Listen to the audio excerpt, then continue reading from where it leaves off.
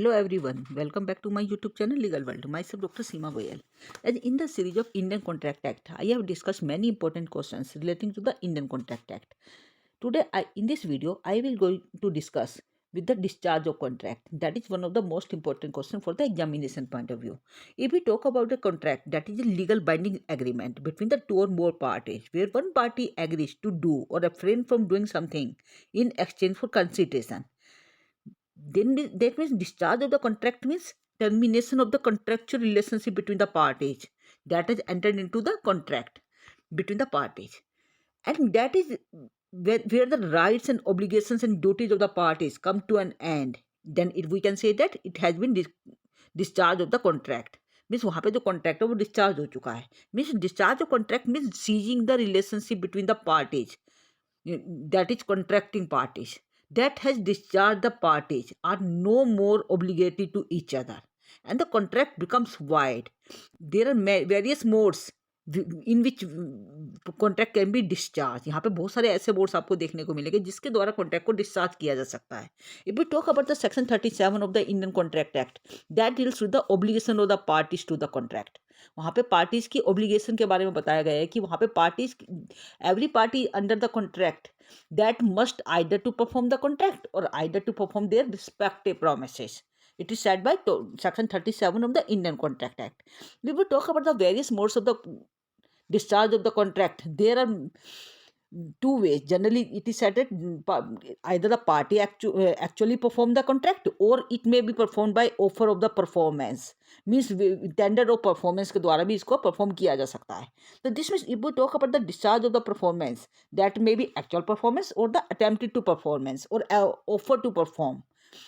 तो if we talk about the discharge by either by lapse of time, कई बार क्या होता है कि जो डिस्चार्ज कॉन्ट्रैक्ट का जो डिस्चार्ज होता है वो लैप्स ऑफ टाइम की वजह से भी हो जाता है कि मान लो एक लिमिटेड टाइम दिया गया है कॉन्ट्रैक्ट को डिस्चार्ज करने के लिए और यदि आप उसके अंदर पूरा नहीं करते तो नेचुरली वहाँ पे वो डिस्चार्ज हुआ माना जाएगा. तो this means there are various modes by which contract can be discharge. It may be either by performance either by actual performance और by attempted performance. Second one is discharge by lapse of time. Third one is discharge by operation of law. Next is discharge by supervening impossibility. Next is discharge by mutual agreement. Mutual agreement means it may be by remission, it may be by novation, it may be by alteration, it may be by rescission or waiver or wager. So there are many forms of discharge of the contract that may be discharged by breach also. So if we talk about the kinds of discharges, we will discuss it one by one. Firstly, I have told about the discharge of by performance. यदि हम discharge by performance की बात करते हैं तो जो अनुबंध होता है उनके जो दायित्व होते हैं उनको प्रत्येक पक्षकार द्वारा पूरा किया जाता है और वहाँ पे हम ये कहेंगे कि here is the discharge by performance. अनुबंध का निष्पादन कर दिया गया, अर्थात यदि अनुबंध के पक्षकार अपने दायित्वों को पूरा कर दें तो हम ये कहेंगे कि वहाँ पे जो अनुबंध है उसका निष्पादन हो चुका है. This means discharge by performance means a contract can be discharged by performance and it is most common form of the discharge of the contract where the parties to the contract have performed their part, have fulfilled their obligation to the contract. भी वह contract के द्वारा जो भी obligation ली गई थी उसको fulfil कर दिया गया हर पार्टी के द्वारा. Then we can say that here the contract has been discharge by performance. Second one is, जैसे मैंने आपको बताया कि जो परफॉर्मेंस की जब हम बात करते हैं तो that may be actual performance और it may be attempted performance. If we talk about the actual performance, in this case both the parties to the contract must perform their promises. मतलब वहाँ पे जो पार्टीज है जो contract के अंदर जिन्होंने एंटर किया है उनके द्वारा खुद उस परफॉर्मेंस को पूरा कर दिया जाएगा, उस कॉन्ट्रैक्ट की ऑब्लिगेशन को पूरा कर दिया जाएगा. तो हम ये कहेंगे कि there is actual performance. If we talk about the attempted performance, when the promisers offers to give the performance under the contract but the promisee refuses to accept the same, then it is said that it amounts to discharge by attempt to performance.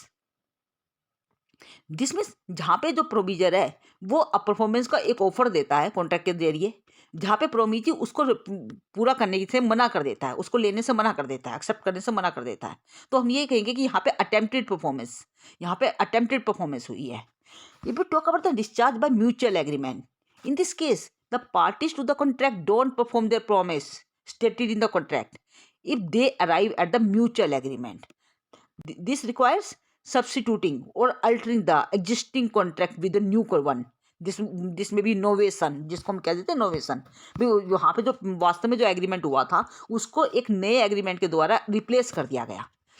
Section 62 of the Indian Contract Act says that it occurs when the contract is substituted for the old contract between the parties in place of the old one. भी वहाँ पे जो पुराना जो contract था उसको नए contract के द्वारा रिप्लेस कर दिया गया. That is known as novation.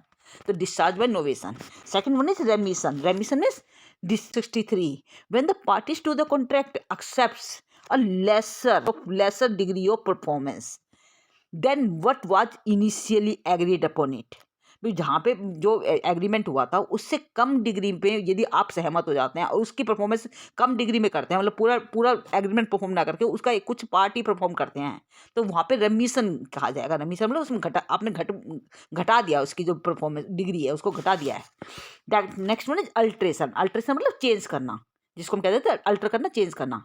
It means changing the old one, changing one और more contractual obligations by new old contract by a new one. भी वहाँ पे जो पुराना कॉन्ट्रैक्ट था उसको एक नए कॉन्ट्रैक्ट के द्वारा अल्ट्रेशन कर दिया गया. Alteration is a contract must take place with the consent of the parties to the contract. Naturally कि जब आप अल्ट्रेशन करेंगे तो वहाँ पे जो पार्टीज हैं जो कॉन्ट्रैक्ट के अंदर एंटर किया है जिन्होंने, उनके वहाँ पे उनके अंदर कंसेंट होनी चाहिए, तभी आप अल्ट्रेशन कर पाएंगे. लेकिन talk about the rescission. Rescission means it takes place when the parties in the contract agrees to dissolve the contract. जहाँ पे जो कॉन्ट्रैक्ट जिनके बीच में पार्टीज के बीच में कॉन्ट्रैक्ट हुआ है वो ये इस बात पे सहमत हो जाते हैं कि इस कॉन्ट्रैक्ट को पूरा करने की जरूरत नहीं है. They agree to dissolve the contract. In this case the old contract and the has been stand discharged. जो पुराना जो कॉन्ट्रैक्ट हुआ था ये समझा जाएगा कि उसको डिस्चार्ज कर दिया गया है. And no new contract is formed in the place of the old one. वहाँ पे तो पुराना कॉन्ट्रैक्ट था, उसकी जगह कोई नया कॉन्ट्रैक्ट नहीं किया जाएगा. And the next way is that is waiver. Waiver means the term waiver means the abandonment of the right. Abandonment मतलब a party to the contract may have their rights specifically stated under the contract, which also helps to release the other party from the contract. भी जहाँ पे जो party जो जिन parties के बीच में contract हुआ है यदि उसकी अदर पार्टी उसको वेव कर देती है, वो कहती है इसको पूरा करने की जरूरत नहीं है, तो इसे कहेंगे वेवर. तो वहाँ पे स्टेट कर दिया गया है कि contract which also help to release the other party. दूसरी पार्टी को उसने रिलीज कर दिया कि आपको डिस्चार्ज कर उसको परफॉर्म करने की जरूरत नहीं है, तो that means that is waiver. That is discharge by waiver. Next one is merger. Merger means when the existing जो पार्टीज के बीच में जो कॉन्ट्रैक्ट हुआ है जो भी उसको एक न्यूली एक्वायर्ड सुपीरियर राइट्स के द्वारा उसको मर्ज कर दिया गया. उसके अंदर मतलब एक नई बातें कुछ मिला दी गई, तो हम कहेंगे मर्जर के द्वारा उसको डिस्चार्ज किया गया है. तो these are the certain ways by which agreement can be discharged by mutual. वहाँ पे जो डिस्चार्ज हो रहा है वो कहीं ना कहीं वहाँ पे म्यूचुअल के द्वारा हो रहा है, म्यूचुअल एग्रीमेंट के द्वारा हो रहा है. तो म्यूचुअल एग्रीमेंट के द्वारा आप जब कहेंगे तो यहाँ पे novation, rescission, alteration, रेमिशन as well as waiver and merger. These are the all types coming under the category of discharge by mutual agreement. If we talk about the next type of discharge, that is discharge by lapse of time. Sometimes a contract will be discharged if the performance is not completed within the given time. भाई यदि आपने time पे ही performance पूरी नहीं करी तो वहाँ पे उसको डिस्चार्ज करने की जरूरत नहीं है. एक प्रॉपर टाइम होता है जिसके अंदर आपको डिस्चार्ज करना जरूरी है. तो ऐसी स्थिति में हम ये कहेंगे कि that the contract has been discharge by lapse of time. A person might file a suit under the court of law stating that the right have been infringed. भी वहाँ पे जो पार्टी जाए यदि आपने उस टाइम पे उसको कॉन्ट्रैक्ट को पूरा नहीं करा तो वो दूसरी जो पार्टी है वो कोर्ट के अंदर जा सकती है कि आपने अपनी परफॉर्मेंस को पूरा नहीं किया था. This means there is the breach of contract, there is the breach of the rights of the party. जहाँ पे जो दैट इज यहाँ पे जो पार्टीज के द्वारा जो राइट्स थे उनका कहीं ना कहीं ब्रीच हुआ है. That is infringed claiming the rights of the मतलब वहाँ पे उन राइट्स को वो क्लेम कर सकती है कि जो भी अधिकार तुम्हारे जो हनन हुआ है जो कॉन्ट्रैक्ट की वजह से जो पूरा नहीं हो पाया तो आप उसके लिए क्लेम कर सकते हैं, कंपनसेशन क्लेम कर सकते हैं under the limitation act. And the next way is the discharge by superior operation of the law. Means कई बार क्या होता है कि जो कोई भी जो कॉन्ट्रैक्ट होता है that can be discharge by operation of law also. This means contract does not allow the fulfillment of the promise due to the change in law. कई बार लॉ की वजह से भी उस कॉन्ट्रैक्ट को पूरा करने की जरूरत नहीं है. There the situation arises such as death, insolvency, merger, that may enable the fulfillment of the promise. जहाँ पे कोई इस तरह की कंडीशन आ जाती है तो वहाँ पे वो प्रॉमिस पूरा करने की जरूरत नहीं है. Then it results in the discharge by operation of the law. यहाँ पे हम ये कहेंगे कि ये ऑपरेशन ऑफ लॉ के द्वारा इसको डिस्चार्ज कर दिया गया है. Next one is discharge bye supervening impossibility. कई बार क्या होता है कि एक कॉन्ट्रैक्ट ऐसा होता है जो कहीं ना कहीं सुपरवेनिंग इम्पॉसिबिलिटी कई बार अराइज हो सकती है. मीन्स दैट बिकम्स इम्पॉसिबल और इलीगल टू परफॉर्म. जो कॉन्ट्रैक्ट हुआ था जो भी पार्टीज के बीच में कई बार इम्पॉसिबल हो जाता है कि अब वो उसको पूरा नहीं कर सकते. That becomes illegal to perform. Sometimes यहाँ पे ये भी हो जाता है कि वो इलीगल हो गया. पहले वो लीगल था, बाद में वो इलीगल हो चुका है, उसके संबंध में कानून आ चुका है. तो ऐसी कंडीशन में that is discharge bye supervening impossibility. In this case is contract becomes wide. क्योंकि जो वहाँ पे सुपरवेनिंग इम्पॉसिबिलिटी आ चुकी है जिसकी वजह से वो जो कॉन्ट्रैक्ट है वो वाइड बन जाएगा. And that is known as doctrine of frustration. इसको डॉक्ट्राइन ऑफ फ्रस्ट्रेशन के नाम से भी जाना जाता है. इस डॉक्ट्राइन ऑफ फ्रस्ट्रेशन की यदि हम बात करते हैं that is also one of the most important concept in law, जिसको अलग से शॉर्ट नोट्स के अंदर भी पूछ लिया जाता है. In law of contract doctrine of frustration has been emerged as one of the most common issue which has been arrived to deal with failed contracts. यहाँ पे वो कॉन्ट्रैक्ट फेल हो चुके हैं, अब वो पूरा नहीं हो सकते ड्यू टू सुपरवेनिंग इम्पॉसिबिलिटी और इलीगलिटी ऑफ द कॉन्सेप्ट. मतलब वहाँ पे जो इलीगलिटी, क्योंकि उसके अंदर कहीं ना उसके सामने इलीगलिटी हो चुकी है. तो this is known as we can say that there is frustration, doctrine of frustration. Transaction भी नेचुरली कि वो जो ट्रांजेक्शन पहले सक्सेसफुल थी अब अनसक्सेसफुल हो चुकी है, इसको हम इसके संबंध में भी ले सकते हैं. Which could not be completed due to any reason.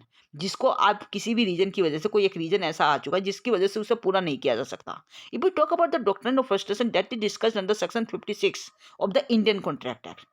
According to section 56 that is based on the maxim lex non cogit and impossibilia, which means that the law will not compel a man to do what he cannot possible to perform. Naturally कि लो ऐसे कार्य को आपको पूरा करने के लिए नहीं कह सकता जो पहले ही इम्पॉसिबल हो चुका है, जिसको आप पूरा कर ही नहीं सकते. That is not possible to perform.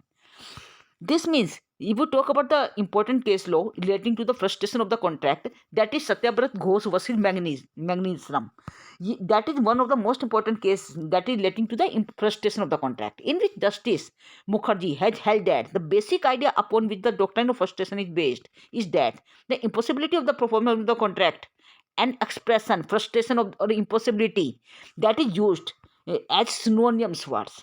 यहाँ पे जो frustration doctrine of impossibility of the performance of the contract की बात करें या फ्रस्ट्रेशन ऑफ द या इम्पॉसिबिलिटी की बात करें, ये एक दूसरे के सिनोनियम समझे जाते हैं. Means if we talk about the frustration of the contract that may be because of any reason. भी फ्रस्ट्रेशन किसी भी रीजन से हो सकता है, कि frustration by virtue of legislation भी हो सकता है, where the law promulgated after the contract has been made. कि आपने पहले कोई कॉन्ट्रैक्ट कर लिया, उसके बाद में उसमें के संबंध में एक ऐसा कानून आ गया जिसकी वजह से वो कॉन्ट्रैक्ट पूरा नहीं किया जा सकता, and that contract has become void, then we can say that is frustration of the contract.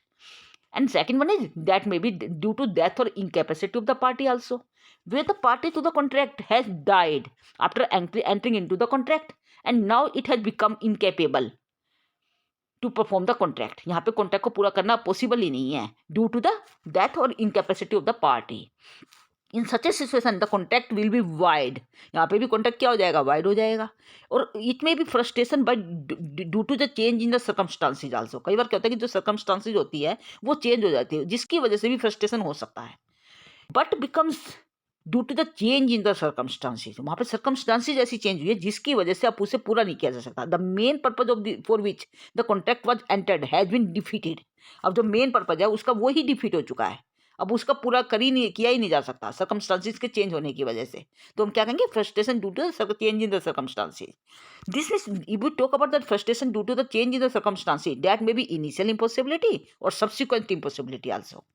If we talk about the initial impossibility, the object of the making the such a contract is that the parties to the contract would perform their respective promises, and where the contract is impossible to perform, the parties would never enter into. Initial the performance deals with those cases where the contract was impossible to perform the very beginning. Naturally वो पहले से contract पूरा करना possible ही था. That is known as initial impossibility. जब contract के अंदर आपने एंटर किया तभी वो इम्पॉसिबल था परफॉर्म करने में.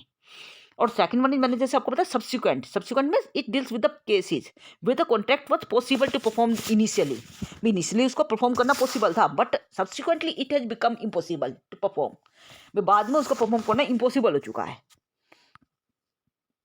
तो that is known as subsequent impossibility. तो जैसे कि मैंने आपको बताया, जब हम परफॉर्मेंस की बात करते हैं तो यहाँ पे जो कॉन्ट्रैक्ट को परफॉर्म करने के कई तरीके मैंने आपको बताया, जैसे कि निष्पादन के द्वारा, पारस्परिक समझौते के द्वारा, म्यूचुअल एग्रीमेंट के द्वारा, या फिर अनुबंध के द्वारा, या निष्पादन की असंभवता, मतलब वहाँ पे मैंने क्या बताया, इम्पॉसिबिलिटी ऑफ द परफॉर्मेंस के द्वारा, या फिर किसी राजनयिक के कार्यशील होने पर, या ड्यू टू द टाइम, मतलब वहाँ पे समय बीते जाने की वजह से भी, अब समय नहीं रहा और अब उसको पूरा नहीं किया जा सकता, या फिर व्यर्थनीय अनुबंधों को समाप्ति पर। ये कुछ ऐसे तरीके बताए गए जिसके द्वारा कॉन्ट्रैक्ट को परफॉर्म किया जा सकता है, डिस्चार्ज किया जा सकता है। तो these are the certain modes in which the contract can be discharge. तो this is all about the discharge of the contract. यहाँ पे मैंने आपको 2 क्वेश्चन कंप्लीट किए हैं, one of the discharge of the contract, second is frustration of the contract. Both are the most important questions. ये दोनों के दोनों इंपॉर्टेंट क्वेश्चन है which are important for the examination point of view. And if you have any doubt then you must put down in the comment section and don't